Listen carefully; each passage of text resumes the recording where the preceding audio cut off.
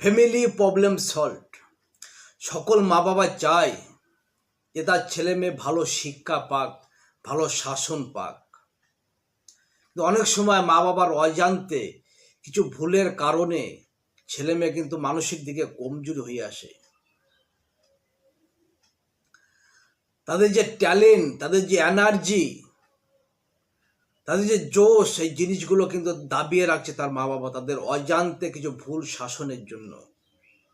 আজকে আমরা দেখব কোন সে ভুল শাসন যে কারণে ছেলে মেয়ে দেবে যাচ্ছে, তার ট্যালেন্ট দেখাইতে পারছে না, তার জোশকে কিন্তু দেখাতে পারছে না। আজকে আমরা কিন্তু সেই জিনিস নিয়ে চর্চা করব।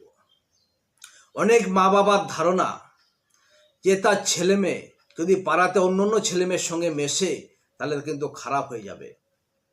ওই জন্য কিন্তু তাদেরকে ঘরে বন্দি করে তাদের কিন্তু পড়াশোনা করায়।